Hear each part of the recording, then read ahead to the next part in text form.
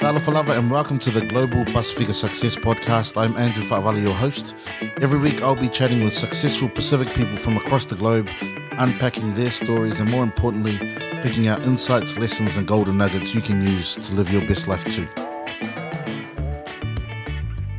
Michael Ligaliga, an old school friend of mine from Auckland, our days in Auckland, now residing in Hawaii in the United States, but also doing a lot of consultancy work in New Zealand.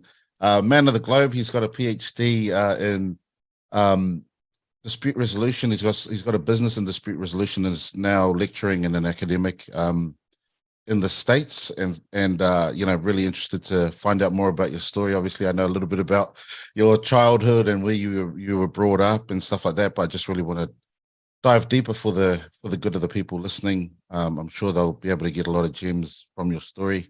So welcome and thanks for coming on, Michael. No, I appreciate being in the space, man. It's good to catch up. Been a while. Looking forward to our conversations. Awesome. So can we just locate where you're at now, and then we'll do the whole 360 and go back to where you were brought up. But so you're actually sitting in a university in Hawaii right now. Can you just give us a little bit of an explanation around that? Yeah, so I'm actually in Oahu, in the North Shore. I'm currently program lead for the new Pacific Studies program at Brigham Young University, Hawaii. So we're located in the North Shore in Laie. It's a very diverse and international school. We have over sort of 70 countries represented here at the school. So it's very international. It's got a huge Pacific diaspora here as well, global Pacific diaspora obviously from the region, but also from the United States, Australia, and New Zealand. So yeah, it's going on about a year since we moved from New Zealand. So it's been good. It's been good. Really enjoying the time here. Awesome. What's it like to bring up a family in Hawaii? Oh, to be honest, I can't complain. The weather's beautiful. We live right across the road from the beach, and it was a bit of a culture shock for our kids. Coming from New Zealand, where you have to wear uniforms and tie your head back and wear those long knickerbocker socks, and now they're coming here to the States where, basically it's expression is, to the 10th, whatever floats your boat, you kind of just rock up to school with whatever you want to wear. So it hit my kids pretty hard because, you're supposed to look a certain way, and I guess behave a certain way, but here it's different. They're still trying to adapt. My daughter's sort of in her last year of intermediate. That'll be compared to our intermediate. And my son is just finishing up primary school. Awesome. Yeah. Can we just go a little bit deeper around what you're lecturing on? Obviously you're dealing with Pacific knowledge systems and you're bringing it to the mainstream in different areas like dispute resolution and also in the gender-based violence and things like that. Yeah. Can you just give a little bit of a deeper explanation around, your interests and what your passions are? Yeah, so a lot of my work is looking at social issues impacting the Pacific diaspora, and it was I use this word Pacific diaspora really, really sort of intentionally that we're now a global Pacific diaspora. It's not just Samoa, Tonga, Fiji, Cook Islands, and so forth, right? Well, our migration patterns and our intentions for migration is influenced by so many different sort of factors, like sports is a big thing. That's driven us all over the place. That some of us, it's because of the military that's brought a lot of our island people to the United States. And for example, there's a lot of strong Fijian diasporas in Europe and in England because they have that direct passage to serve in the British military. So the complexity now within the diaspora is huge. And so we wanted to, as one of my sort of responsibilities here at Brigham Young University for the Pacific Studies program, was to reconfigure and reshape the curriculum to kind of reflect the complexities of the issues, not just sort of what's happening back home in the region, but also sort of here, north facing to the United States, to Europe, to Japan, where many of our students are actually represented of. So right now we look at, issues such as family violence, substance abuse, human trafficking, employment issues and the standout and suspensions rates. But some of my other colleagues, they look at environmental justice, from a Pacific lens, law from a Pacific lens. We also have sort of pedagogy in terms of education, again, from Pacific lens. So the current cohort of professors in my department, all of them have earned PhDs, which is very unique in sort of academia. Dr. Lina Cruz is really sort of groundbreaking in terms of land issues in the sort of diaspora. And then, and she's from Samoa, but she was also raised in the mainland here in the United States. And Dr. Inoki Hafoka got his PhD from UCLA, and he was Pacific Islander raised in the United States. And so he brings a whole completely different sort of narrative in terms of his upbringing. So we had to kind of reshape its focus. Obviously, I came from New Zealand, and and kind of my learnings from there, which is very different to sort of where some of my fellow colleagues are. And so it was kind of like an amalgamation of all these different sort of lived experiences, how we kind of framed the new Pacific Studies program here at Brigham Young. We just finished our review. We had people come from Victoria University and the Pacific Studies program at Vic, and from some other Indigenous programs in the United States to kind of analyze and assess our program. We got some pretty good feedback, and it's been awesome. It's been awesome to kind of build something quite new and relevant to where we are, the landscape that we're in right now in 2023. Yeah, so the Pacific diaspora, basically that's the Pacific people living away from the motherland, like Samoa, Fiji, Tonga, Kiribati, etc. Man, because, the Pacific is vast in itself, there's a lot of diversity within the Pacific, and then that's kind of compounded as we think about the diaspora, because then we're mixing and we're going to places, like you say, as far-fetched as Germany, close to Australia, New Zealand, and then you're there in Hawaii. How do you go about starting an approach towards unifying a diaspora as vast as that?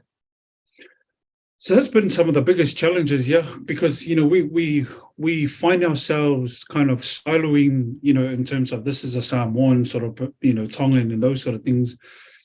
But one of the things that we've been really cognizant of here at BYU, especially this program, is that there needs to be a common denominator. And the common denominator is we're, at the end of the day, we're people.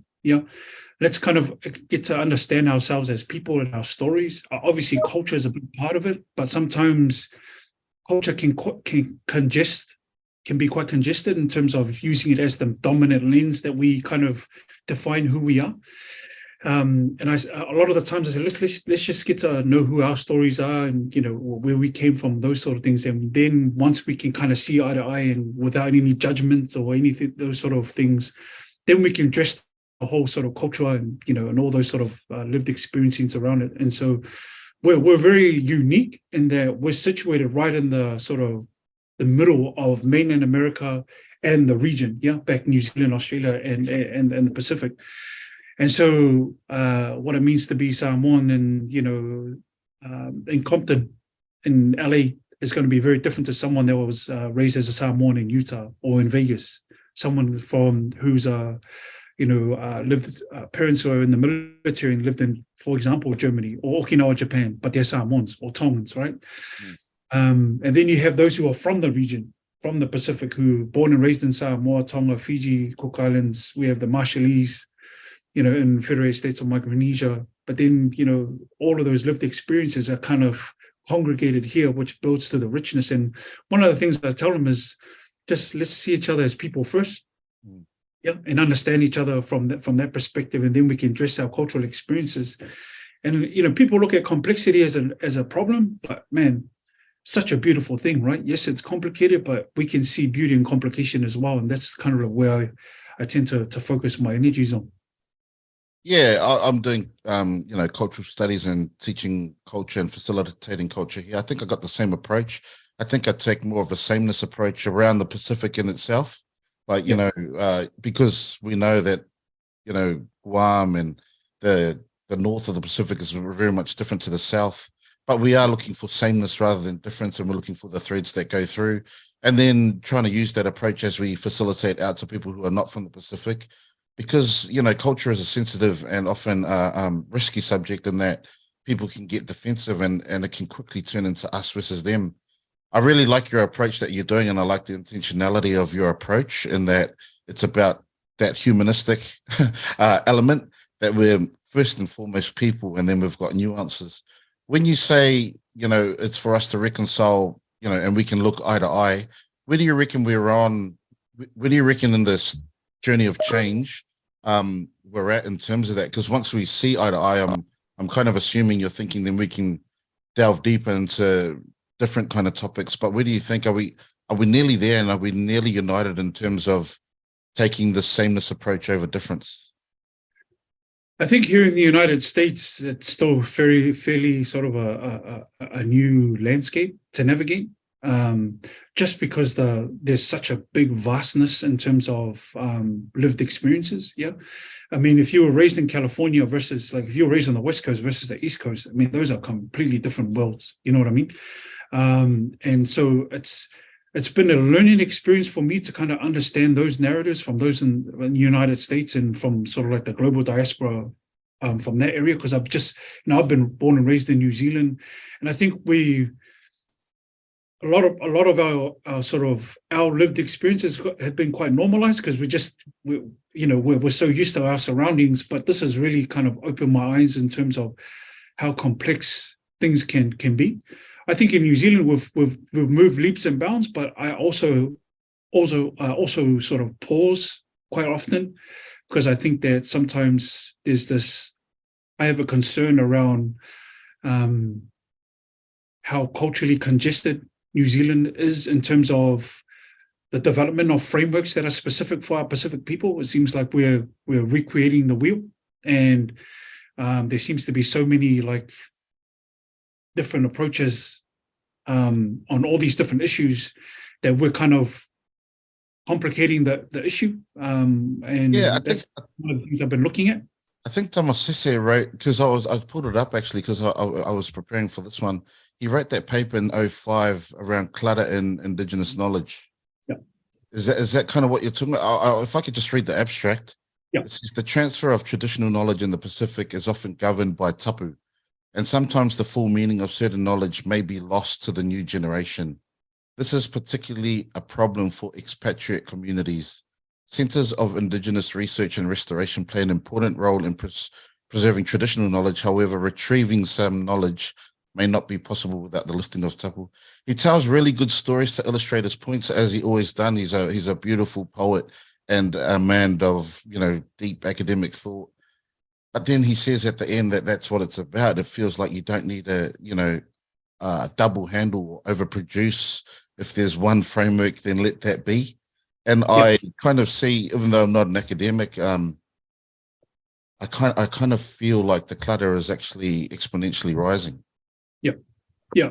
And I see that in a lot of the spaces that I'm in, when you go into government organizations, when you go into sort of NGOs, when you go to all these people who have a yearning desire to kind of know who we are as Pacific people, and, how our thought processes and why we react certain ways.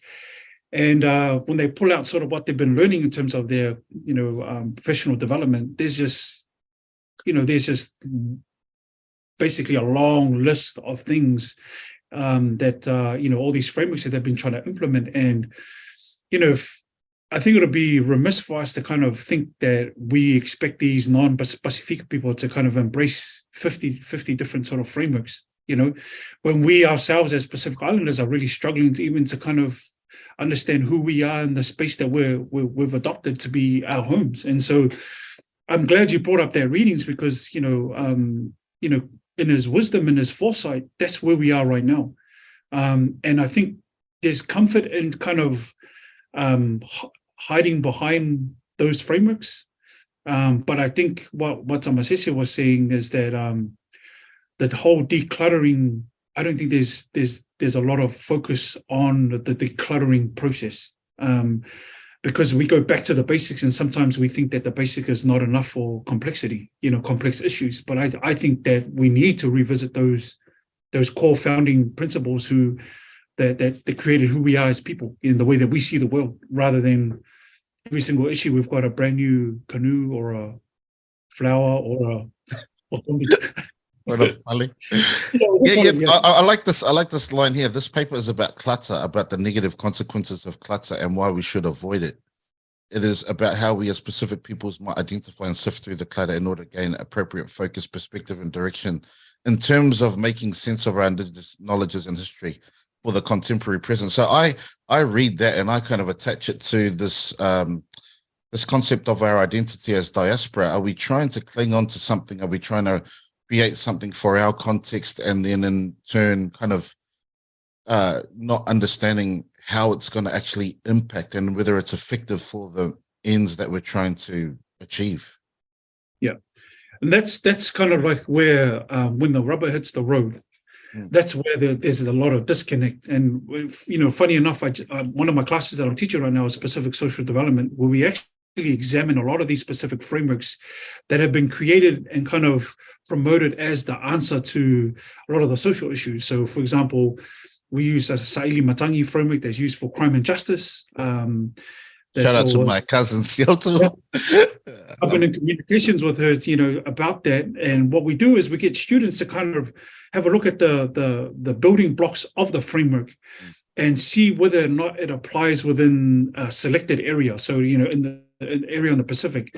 And part of it is kind of examine those building blocks and, you know, how sort of appropriate it is with things such as socioeconomic issues and, you know, culture and those sort of things, and whether we need to kind of renovate, you know, and provide a different sort of platform to kind of deconstruct it. Yeah.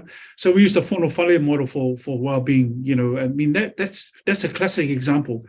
You know, it served its time. You know, it was created in sort of like the late 70s, early 80s, during a very dark period of New Zealand history to articulate who we are as Pacific people, right? But, you know, it's nearly 50 years old and we're still, you know, God bless, you know, Fumongo, you know, because of the longevity of the framework, but that surely cannot define who we are as Pacifica in 2023, you know. But the outside of the Whanawhale model is context, time, and environment. So is that what he's saying, that maybe he built it in, that it should also evolve with context, time, and environment? And that's where people have kind of lost its focus, right? And because that's what provides movement for the whale, you know, that gives it, you know, in terms of its relevancy, it should be looked at in terms of its context, time, and environment. And so we have our students, currently my cohort of students are from all over the world, from the United States, from the region, from New Zealand, Australia, and even non-Pacifica students, actually examining these frameworks and seeing sort of whether, when the rubber hits the road, how does it look like? Yeah. But isn't that an ironic point in that as the time, context, environment evolves, we're going to get more clutter? Yeah, and I think that's because it's I think it's in our innate nature to kind of add more things. I think it's part of that natural process, yeah. But, you know, I think a lot of my thinking has always been sort of, we kind of looking at the genesis, yeah. And like every oak tree has an acorn. It started from an acorn. It started from somewhere. You know what I mean? And I think we've kind of neglected that a little bit. And so a lot of the stuff that I do is kind of revisiting the seedlings, where everything kind of started and what's its relevancy if we were to plant those particular cultural seeds in 2023, and what does that kind of look like for our people, you know? And so that's been a lot of the stuff that I've been working on in the family violence and domestic violence space and substance abuse, and obviously now with a lot of the work that I'm doing in alternative dispute resolution. So can I just ask, like, you know, sometimes our metaphor, well, our symbols and that are out of touch because, you know, those in the States and those in New Zealand and Australia don't live in a whale, you know. So are you looking to then redesign what kind of models symbolize the knowledge frameworks that you're bringing together so that they're more relevant to contemporary? Yeah, so yeah, that's exactly what I'm doing. And so it's in my advanced Pacific Social Development course, they are given the opportunity at the back half of the semester to kind of renovate and reconfigure what that particular framework might look like in Brisbane, Australia, or what it might look like in California, United States, what it might look like in New Zealand, or all these different areas, or even in Europe, whether the whale still looks like a whale, or whether we need to kind of look at some other sort of mechanisms to kind of help with the diaspora that it's supposed to serve, you know. And that's what we're doing right now. I mean, we have a huge diaspora in Japan. a huge Pacific diaspora in Japan. So what does the whalesa, like for example, the whanawhale look like in Japan? Is it necessarily that? Especially when, like I have a lot of friends who marry Japanese girls and their kids don't speak Samoan, but they speak fluent Japanese. They look Samoan, but they've never been exposed to it because all their lives they've been raised in Japan. And I have one student here right now who's exactly that, Samoan kid who looks Samoan but was raised in Japan. And so they've been tasked to kind of look at that. And maybe as soon as the semester finishes, I'll start sending you some of the renovated sort of models to kind of see how we see the same thing, but we can interpret in different ways. For example, spirituality has been a big thing. Before it was like spirituality was like go to church, back in the 70s, go to church. But now spiritualities are a very complex thing.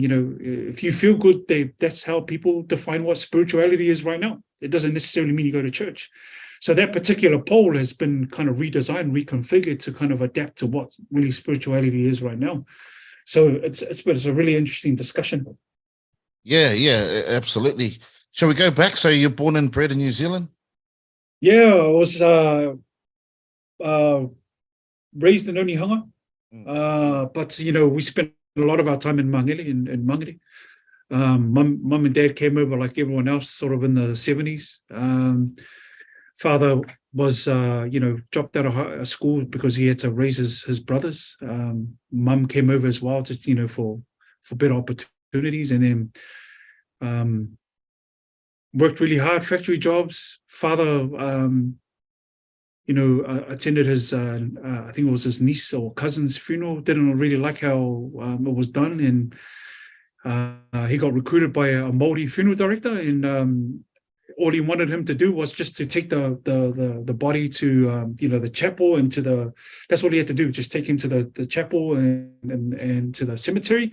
Got his first paycheck, and it paid more than sort of 3 of his jobs combined, because he was working 3 jobs at the time, at the laundromat for Muramo Hospital, and he was doing all these other things. And so, we didn't have to do math. Common sense prevailed, and dropped the job. And even though he was scared out of his shoes, he kind of went in and worked. And then I think it was a couple of years, 2 years into the getting that job experience, he decided that he wanted to start up his own funeral home. And he was the first Pacific Islander to be in the funeral industry and be a certified embalmer. And then, so from the age of, I'd say, for the age of maybe 5, 6, 7, I've been that's been my home, around the funeral industry. And so even when I travel around the world, it's my last name that gets me into family stores. It's not the doctor. It's everyone's like, oh, how are you related to the funeral home? And I say, oh, Ligaliga Funeral Services. Depending on the cars you've had, our families been embalmed and buried by the. And so that's the connections are made like instantly. And then the doors are open, food is on the table, and have conversations with people who were strangers before. And so we, obviously my brothers and my dad's brothers still running the funeral home in Mangere, and then we have an office in Samoa where my siblings are still quite busy with it. I've just decided to work with the living versus the dead. So, man, what was it like having a dad who jumped into business? Because obviously there's that technical part of embalming and making sure that the families are looked after, but there's also the stuff that has to go on in the office, the business, and making sure it's sustainable. What did you learn from your dad's business foray? My father was, I think, in terms of his forward thinking, he was on a really different level. He bought our house, so he was living with some aunties, but he was very intentional in everything that he did. And he bought our house in Onehunga, I think around, and we live right across the road from Dressmart. Yeah, that's right. Yeah. He bought that house sort of in the early 80s, but his intention was, he knew that Auckland Grammar, that was the zoning at the time, and so he really wanted us to go to that school. And he bought that house sort of a couple of years even before the first lot of us went to grammar.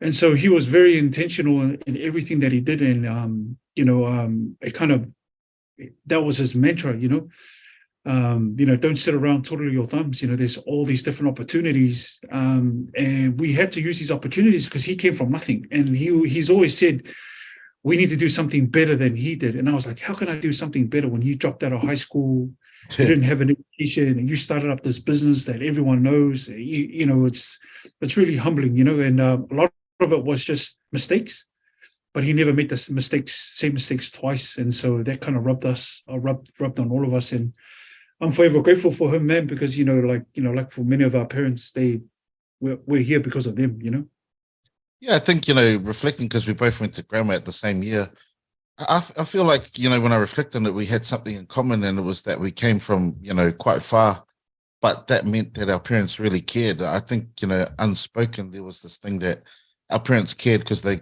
put us into the school, and that's not holding the whole school up, because I know, Yeah. yeah, but that's just saying that, man, they did a lot to get us into the city to get, whether it was buying a house early or whether it was just paying $60 a month, which was heaps for me to get on the City Line bus from Manurewa to Newmarket. I feel like it had that thread, and it's probably impacted us as adults and as parents. Yeah, I mean, I really didn't sort of kind of know.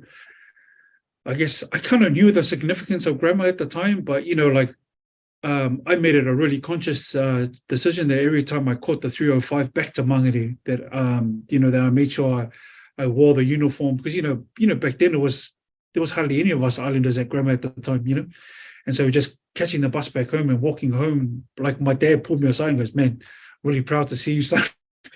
With your grammar uniform in Mangere, you know what I mean? And just those little things, I think it just kind of said to him, man, I've actually done something for my family. So yeah. So because you guys set up in Samoa pretty early, did you go to Samoa after school? I remember seeing you in Samoa, because I went over there about 99 and I was in Kufi Opa. I was staying there for that. Yeah. That's exactly right. As soon as I got done from grammar, I went across, because my parents had already left for Samoa around 94. So when I was at grammar, I was staying with my uncle at the time. And as soon as I got done, went. And so I lived in Samoa for a good 15, 16 years, just running the family business, helping out the family business in Samoa. So a lot of my life was in Samoa. And so, as soon as I got done from grammar, I moved back with mum and dad.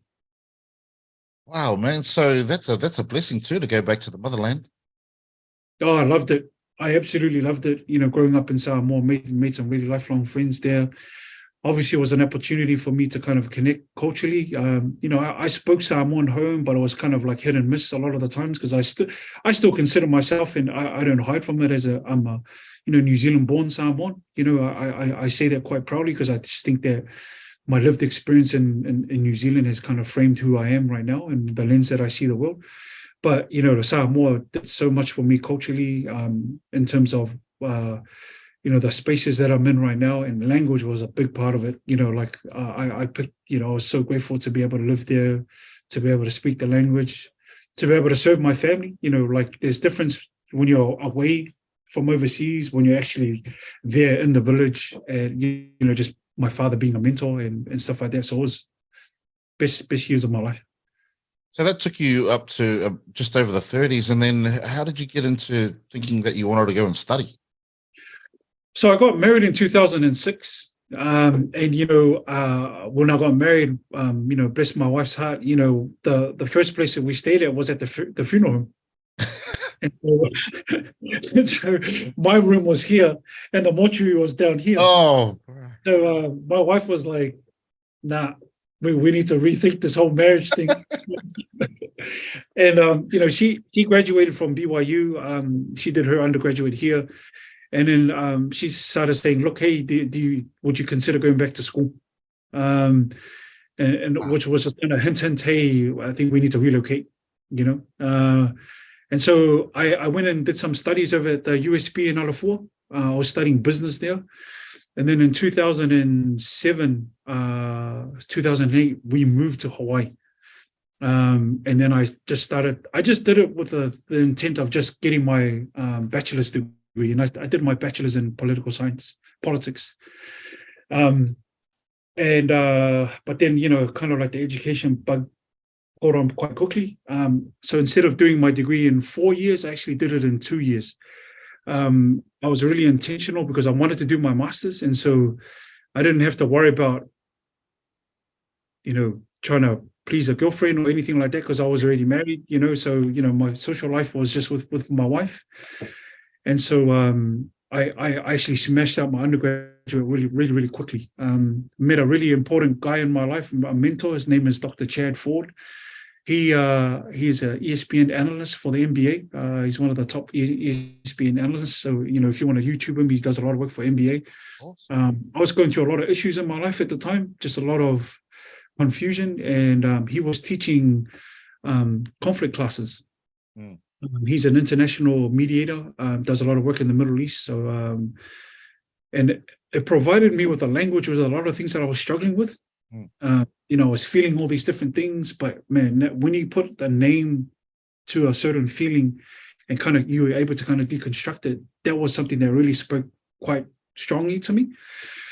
And I made a conscious decision that I want to do my master's in conflict resolution, peace and conflict studies. And so I graduated here in April, and then in August, I started my master's in Otago. We moved straight to Otago. And I started at the National Center of Peace and Conflict Studies and did my master's. And then right after my master's, BYU asked me to come back, and then I taught for 2 years here as a master's student and became the director of the conflict resolution program here. And then I decided to pursue my PhD. So from 2015 to 2018, I just went full-time. Usually PhDs are like, you can do it in 5 years. But I was quite intentional, and I smashed it out in like 3 years. I wanted to get it right out of the way. And so I started education quite late, obviously because I was so busy with the family business. But, my wife had a huge influence on that. And then I hired on over at the University of Otago at the Te Tumu School of Pacific Māori and Indigenous Studies, where I lectured there for a couple of years. And then I thought I'd go back up to Auckland to look after my mum. And then part of that move, I got offered a job to work as a senior policy advisor for the Government Centre of Dispute Resolution that looks after over 50 ADR schemes for the government. And then BYU came knocking back, saying, hey, would you consider relocating your family back to BYU? And would you consider applying for this current role, which is the program lead? So it's been a whirlwind for my family over the last sort of 10 years. We've literally been living out of suitcases because of, a lot of the work that I've been getting. But hopefully this will be our last move. But it's been busy. We've been extremely blessed. I won't lie, but education has really taken us to very different, all these different places in the world. So yeah, it's been good. Feels like your wife's a natural mediator with, good facilitative questions and pointing you in a direction. But can we go into the conflict resolution and the vehicle that it provided for you to be able to articulate what you were feeling in the confusion? I think that, often when I'm doing stuff in schools, I ask open-ended questions, and, a lot of our young people kind of like give me the shoulders, eyebrows, and the lips, and so sometimes I think, that respect your elders, sometimes it may have manifested in a way that hasn't really served us, in that we aren't able to articulate what's going on because, sometimes we just be quiet and it represses ourselves and we can't formulate and articulate our opinion. What do you think about that? Because that's just an observation that I've done in working through the schools and working with young men and stuff like that, and also myself. And I had the blessing, man. Honestly, it's one of the biggest blessings. Is I took heaps of years off of law school, and in 2002, my brother's brother-in-law said, "Do you want to come and apply to be a mediator in tenancy, which is under the MBIE, which you'd probably know well." That was 2002, but we had the best training, man. We had it from LEADER, we had it from Massey University, who were really esteemed at mediation then. I came over to Brisbane and went into Peace and Conflict Studies Institute Australia, UQ, University of Queensland. But what all that training did was it just allowed me to understand the art and the science of communication. And I remember when I first became a mediator, if I was in the lunchroom, I'd be reading the Herald or something, someone came in and I quickly got up and left because I didn't know how to talk to them. And yet I had to facilitate these conversations with, maybe an old Barangi man and then, a young Pacific family who couldn't pay their rent, etc. What do you think about that journey of, I feel like we both went through something around being able to articulate how we were feeling and what we were thinking? Yeah, I mean, that's the importance of language, yeah, Mm. because it is a completely foreign language. I mean, how do you expect our, in this case, our Pacifica students to kind of answer a question, for example, help me understand how you're feeling, when probably they never got asked those questions by their parents. You know what I mean? And in a very sort of loving and care. Maybe they're just in generally speaking, right? Yeah. Where we've never been articulate those kind of feelings, and so obviously, if you don't understand the language and cannot speak it fluently, then you're going to be confused, right? And so the analogy that when I do these peer mediation programs in South Auckland with these schools in South Auckland, the analogy that I use is there's the 9-dot problem. You have these 9 dots, yeah, and the intent of solving the 9-dot problem is you need to connect all of the 9 dots with 4 consecutive lines without the pen leaving the paper, right? And the only way you can really sort of solve this problem is if your pen navigates outside of the 9 dots and then work yourself back in. I'm pretty sure you've seen it before. The problem is that when we look at a problem, the 9 dots, we are so fixated on the 9 dots that we neglect everything that exists outside of the 9 dots. Yeah. And a lot of our people, especially our Pacifica people, exist outside of the 9 dots, And so I think it's really important in terms of theory, in terms of practice. LEADER, right now they have AMINS and Resolution Institute. That's who I got certified in. They're doing a lot of work in the Pacific space that I'll be contributing to. But I think it's really, really important for us as practitioners, for us who are in this space, to be experts in the 9 dots, to be experts in the understanding. But then we also need to be courageous enough to navigate outside and inside of those 9 dots, because that's where our people need us. A lot of advocacy work, a lot of kind of slowing things down in terms of this pace so that they don't feel kind of dumb or kind of feel like they've lost and those sort of things, right? They just need someone to kind of connect the dots. And so one of the things that I do, for example, in the peer mediation program, is to give them recalibrate their thinking towards what does, like, for example, we had one of the first 15 captain guys like, man, I'm not going to answer this question, man. I'm the first 15 captain. You know what I mean? Yeah. And kind of like deconstructing that to a way that so he understands that there's purpose, there's intent, there's meaning to these certain words. And that help me understand how you're feeling today could be the same as you asking, how's your day been? There's parallels to that. And so, one of the things, and kind of referring back to what Paul was saying, a lot of the spaces that I'm in, that word comes to mind: decluttering, refining, taking things back to its purity, rather than where it's all sort of it's all kind of mixed and confused. So a lot of the times when we do the peer mediation program, the first 2 days is decluttering, if we were to use the same languaging, is to get to a common language, and whatever language these students feel that they can articulate, then that's the language that we use. Because one of the things that I try to restore and reconcile back to a lot of our diaspora is their opportunity to choose what feels right for them. Because to me, that's probably the biggest thing that's been taken away, is their ability to choose, right? And so a lot of the work that I do is to kind of, how can we rethink an opportunity for them to kind of pick what they feel is right for them. It might not sound right to you. And part of it, like, for example, when I go in, I don't get them to call me by Dr. Mike or, Dr. Lingalingo or anything like that. I just try and relate to them as, uncle, or call me Mike. When I go in and tell them that I'm from South Auckland, that I've been born and bred in this area, all those walls kind of go down. I don't wear a shirt and tie. We're sitting on the floor. We have food and those sort of things. And reality hit me when I took my students across to this work that I was doing a couple of months ago. These are mainland students, a lot of them from the United States of America. When we had our dinner after the completion of the 3-day program, I asked the students what did they want, and they said KFC. They wanted a big feed of KFC, right? And my students were like, KFC, like, why are you buying them KFC? Because in their mind, KFC is kind of poor man's food, you know what I mean? In the United States, not, But I said to them, a lot of these kids, probably the only time they have KFC is either at a 21st birthday or a funeral or anything like that. And by the time they get to the bucket, it's probably just bones and skins and stuff like that. Many of them don't eat KFC on a daily basis.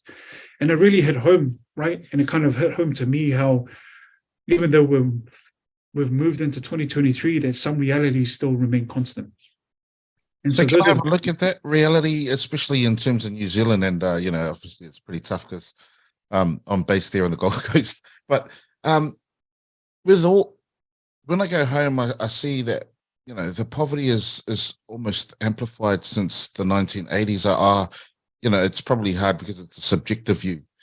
But with all the policies and all the normalizing of culture, and then the infrastructure like the Ministry of Pacific Peoples and all that kind of evolution and history, and the culturally responsive pedagogy stuff that's taken off there, um, it, how does it attach to the outcomes that we're seeing or not? yeah, I mean, I get it that they want to kind of revisit and kind of ensure that there's some sort of cultural sort of mechanism that's put in place. But again, I've told in this, in my role as, a former policy advisor, we just need to provide them with a space to allow them to be free. So if part of their freedom, like economic freedom, educational freedom, is to use a Palangi methodology, is to use a Palangi sort of framework, then let them use the Palangi framework, right? Let them succeed in that. But there's this sort of thing where if it's a Samoan community, we need to use a Samoan framework.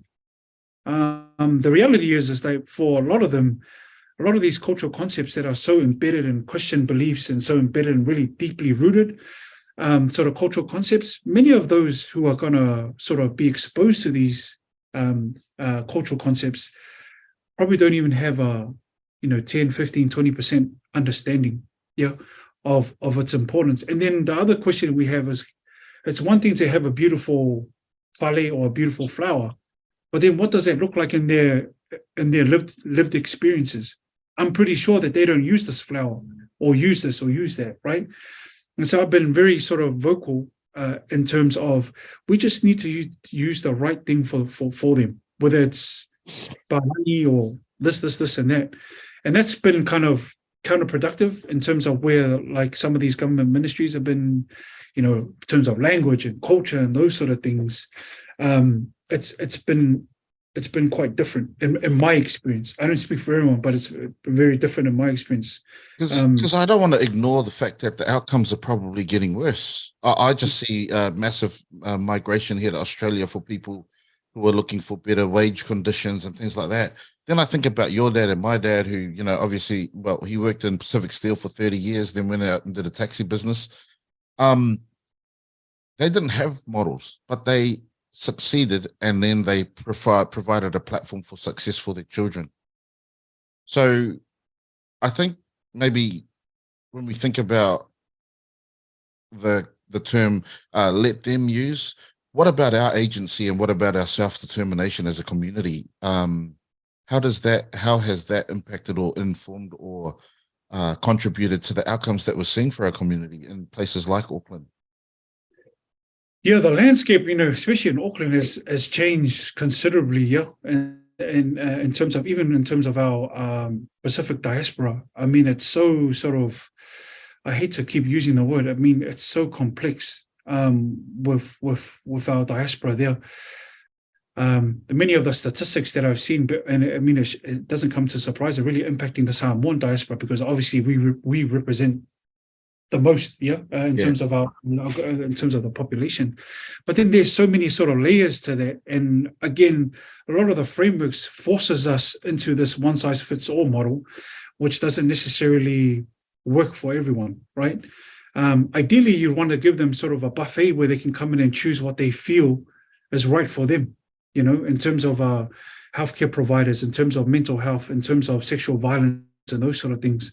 But there seems to be this really sort of, I don't know if it's the in thing now, with the change in landscape in terms of the leadership in the New Zealand government, where there's obviously more and more Pacific Islanders that are in government, where now they're trying to cram everything into their 4-year cycle, you know what I mean? And seeing whatever happens, and I think that's quite dangerous when, we can change behavior. Behavior can change, we can change those things, here, there, and everywhere. But what's really hard to change is the systems and the cultural ideologies that are housed in those systems, you can't change those overnight. That takes generations to change. And now we're seeing that bit of a crossroad where, for example, our parents, now we have us, now we have our kids. There's that meshing of those crossroads where I think now we're at a really sort of really dangerous level area where if we don't do something to negotiate those spaces, in the words of, Kupua, that's where we're lacking. We're not negotiating right now because I think negotiation takes time and government doesn't have time, and have the resources to negotiate. And the analogy that Kupua uses is when if I sufi ava, and that whole process of sufinga takes time. You have to know your context. You have to know your environment. You got to know when to move and when not to move.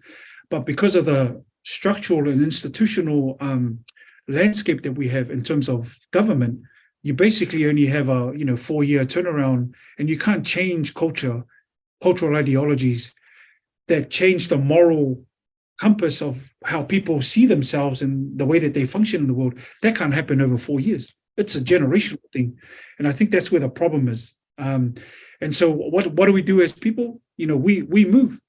That's the word. It's in our innate nature as Pacific Islanders to move. See that here in the United States. I mean, I'm not sure if you, the Tongan kid Ian Tongi, that won the American Idol, right? And people have celebrated his achievements. But I tell my students that you guys are missing something. And when he was interviewed before he sang his song, he says, "Why did you leave Hawaii?" And he said, "Priced out of paradise." And that's the reality for many of our Pacifica diaspora living in Hawaii, living in these very expensive states, is they can't afford. So where do they go? They move to the next locale where your cousins, uncles, and aunties had made the move 5 years prior, and that's why we now have huge settlements in Seattle, Washington.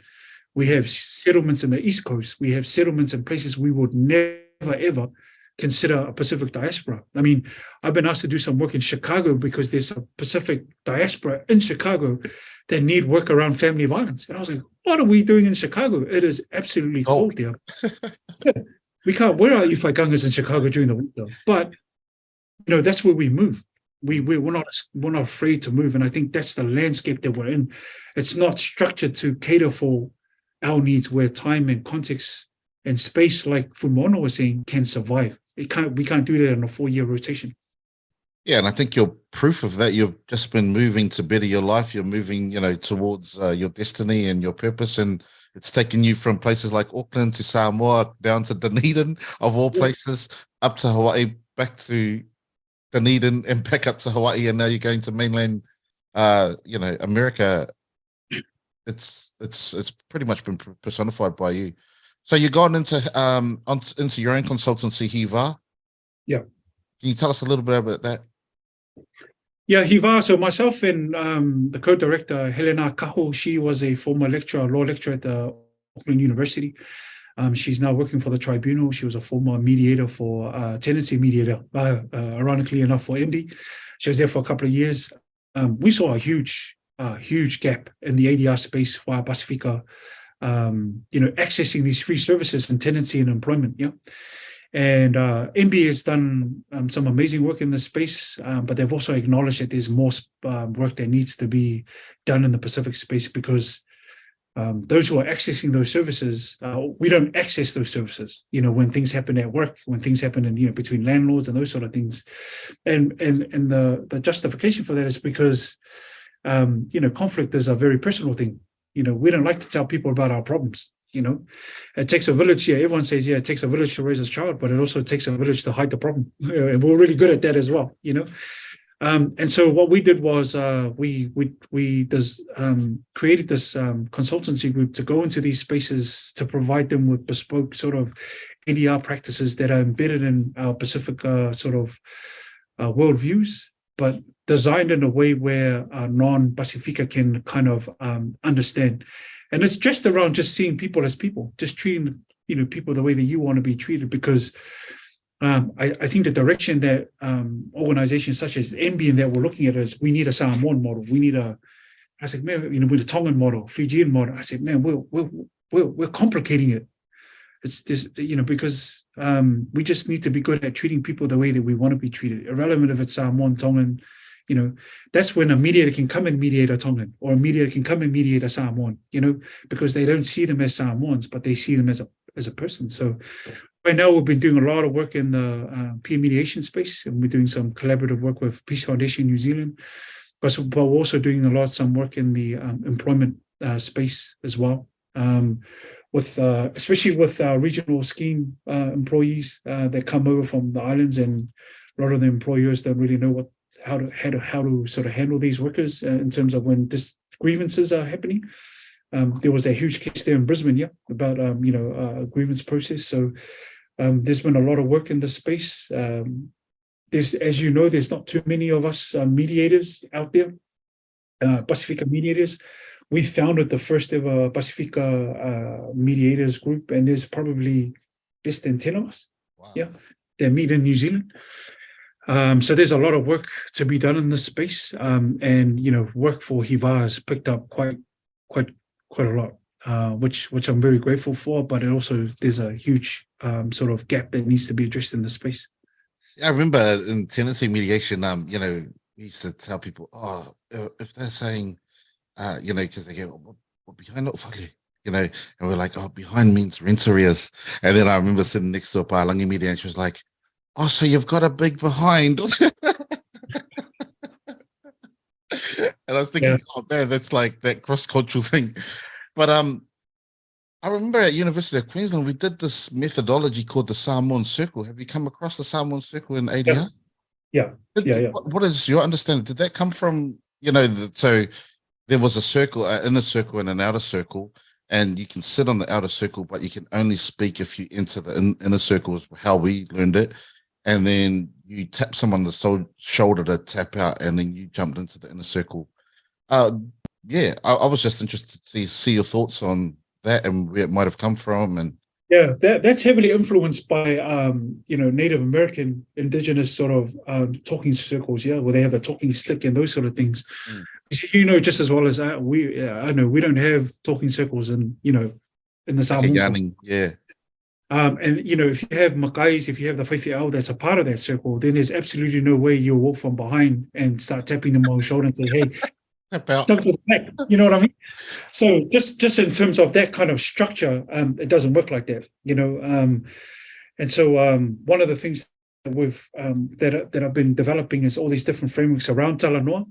So for example, it's not just to talk to speak, but within the ADR space, I break down talanoa into tala, noa, the word ta, the word noa, the word ala, what makes it up, and kind of dressing around how intentional the discussion should be within the ADR space, and how the different discussions serve different things. We've developed what we call the malu framework, that speaks reverence around sort of the malu motif and the role of women, and they were part of the whole Pai Ma'auli, that they were the peacemakers in the Samoan culture, and how the diamond is situated at the back of the knee, which kind of symbolizes humility, because that's where the knee bends.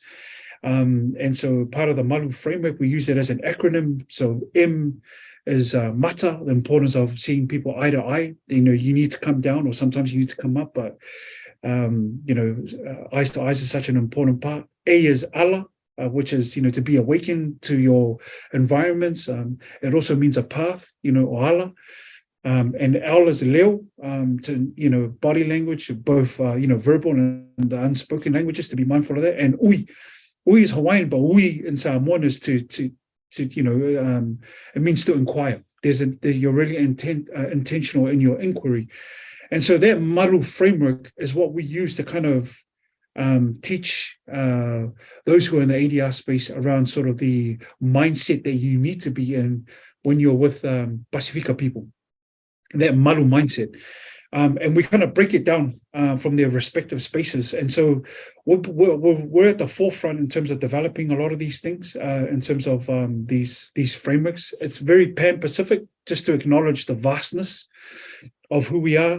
Hopefully there'll be a time, probably when I'm gone, that we have sort of Samoan-specific, ADR practices with our Samoan communities. But right now, it's a very Pan-Pacific focus, so that anyone who comes into these spaces, we talk a lot about va, in relational spaces, but it's very sort of tailored to the ADR space. And that's how we've kind of developed these areas. So it's been a really sort of awesome experience to work on these projects. Just before we tie up, because I think that was really insightful, the Malu framework and the explanation of the each letter.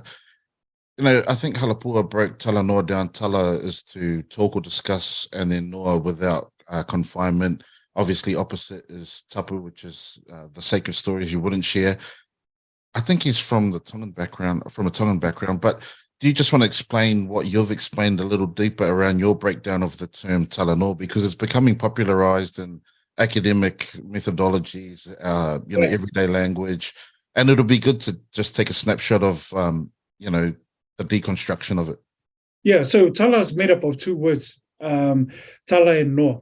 And the way that I've used it, and especially in the type of mediation that we use for in the Pacific space, is narrative mediation. So mediating through our stories, right? So Tala means to untie, yeah? And Noa comes from the word no noam, which means to tie, right? And so during narrative mediation, we are tying and untying narratives through our stories, yeah? The conflict through our stories. So Tala is made up of two words, ta, which is collective, yeah, like in the word ta alofa, means let us go and show love. So there's part of the Tala Noa, it's not just you, it's actually a collective, there's an exchange of dialogue. It's not just one way, which mediation is sort of like, it's just a mediator. And then part of ta is ala, T-A-L-A, ala, which again means to awaken, yeah? And there's certain sort of nuances that are associated with what it means to be awakened to the words that have been expressed. When I think of Noa, no Noa, part of it is as you speak and as you exchange these narratives, to give it new meaning, you need to attach it or to bridge it or to weave it, yeah, to some context, to something else. And we use the analogy of the Senate rope, where the Senate rope, the afa, is only an afa until it's actually tied to something. Yeah, in Māoridom they call it te tumu. It's the mooring poles that we tie the canoes to, right? And so part of the sort of the second part of the Tala Noa is to actually start getting into the specificities of tying these discussions down to some specific areas, right? But they tie to strengthen, right? The discussion, not to actually cause any sort of other harm. And then we talk about Noa, as like you were saying, as part of freedom from what? Well, part of the tying is to ensure that there's freedom from the conflict, right? And one of the things that we talk about in Tala Noa is that you are never, Tala Noa connects you from the person that you're in conflict with. Yes, you might be, after you sign the agreement and that you're all goods, you might not physically be there. So if it's in the family space, if they get a divorce, right? And then the husband and wife goes, but if the husband ends up with another partner, the first person that he's going to compare this lady to is his previous partner, right? And then how do they connect that? It's through the Tala Noa, it's through that dialogue. Oh man, my former partner was never like this. It was this, and that. So even though you're physically not there, Tala Noa always connects you to the conflict. You're always connected. And that's why in the practice of the afa, you never sever the afa. It's always tied to something. Even if there's something leko koe that's left over, you got to figure out a way to reconfigure it back into the structure.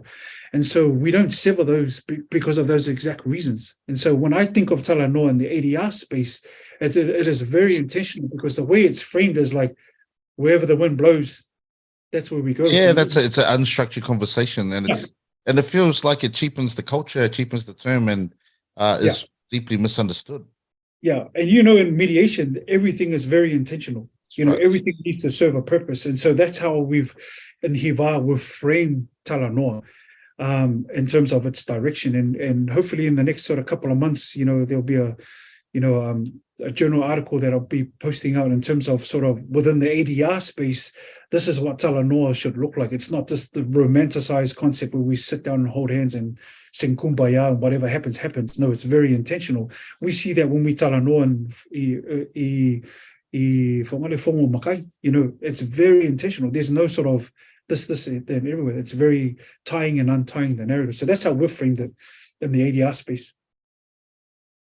That's beautiful, man. I just want to leave it there because I think that's a knowledge bomb that you just mic drop on. But man, Michael, it's great to have watched your journey from afar. You know, we went to grammar together. I know you just dominated on basketball courts back then, and now you're dominating in different courts and different spheres here across the globe. This is the Global Pacifica Success Podcast, and it's you're the personification of the global success of Pacific people. The intrinsic motivation for us to explore new territories and new places for the betterment of our own nuclear families and our extended families, but also Pacific peoples that are to come really broadly. So I just want to say thanks for jumping on, having this chat, and giving us these insights for us to chew on.